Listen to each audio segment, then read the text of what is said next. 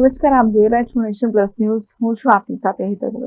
ગીર સોમનાથના સૂત્રાપાડાના પ્રશ્નવડા સહિતના ગામોમાં વહેલી સવારથી જ મુશળધાર વરસાદ નોંધાયો છે, જે અંગે વરસાદ વિભાગે તારાજી સર્જી છે. ગીર સોમનાથના સૂત્રાપાડાના પ્રશ્નવડા સહિતના ગામોમાં વહેલી સવારથી જ મુશળધાર વરસાદ નોંધવામાં આવ્યો છે, જેમાં ભારે વરસાદને પગલે તારાજી સર્જાઈ છે. પ્રશ્નવડાના કોડીવાડા વિસ્તારમાં ઘરોમાં પાણી ઘૂસ્યા છે, તો 30 જેટલા ઘરોમાં વરસાદી પાણી ઘૂસી જતા હાલાકી વેઠવાનો વારો આવ્યો છે.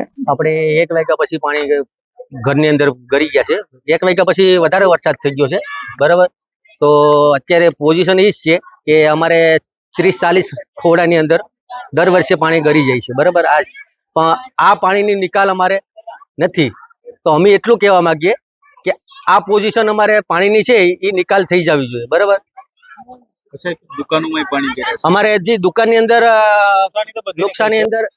નુકસાનની અંદર 3 ફ્રીજ દુકાનની અંદર, બરાબર. પછી ઘરની અંદર જે અનાજ શેટીઓ એ બધી ડૂબી ગઈ છે. પછી અમારે ઉપર જવું પડ્યું, કારણ કે નીચે બેઠા જેવું હતું નહીં. કેવી રીતે આ વિસ્તારના લોકોએ રાત પસાર કરી?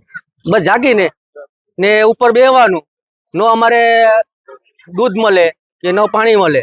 નીચે પાણી પીવાનું હતું, એ પણ બધી આમાં મિક્સ થઈ ગયું, તો પાણી પણ પીવાનું મળતું નથી. દર વર્ષે આવી પરિસ્થિતિ થાય છે? દર વર્ષે અમારે સહાય માટે અમારે સહાય માટે ફોર્મ અમારું પહેલા અમારા ભરાણા હતા, જ્યાં અહીં પાણી ભરાય છે એને, ને જેને નથી ભરાણા એને પછી ભરાણા છે, એટલે ફોર્મ ભરાણા છે, બરાબર. તો અમારે દર વર્ષે આવી રીતે હતું, તો અમારે પોળની અંદર જે ફોર્મ ભરાણા હતા એ અમારે સહાય હાથમાં, અમારે જે પાણી ગળી ગયા હતા એને સહાય હાથમાં આવી નથી, ને જેને પાણી નતા ગેર્યા એને સહાય હાથમાં આવી હતી. શું વિનંતી કરશો? અમે એટલું વિનંતી છે કે અમને પાણીનો નિકાલ થવો જોઈએ ને અમારે ન્યાય જોઈએ. Mahesh today, nation plus news, Gir Somnath. સમાચારોના સતત અપડેટ મેળવવા માટે અમારી નેશન પ્લસ ન્યૂઝની યુટ્યુબ ચેનલને સબસ્ક્રાઇબ કરો, બેલ આઇકન દબાવો અને જોડાયેલા રહો ફેસબુક, ઇન્સ્ટાગ્રામ અને ટ્વિટર પર.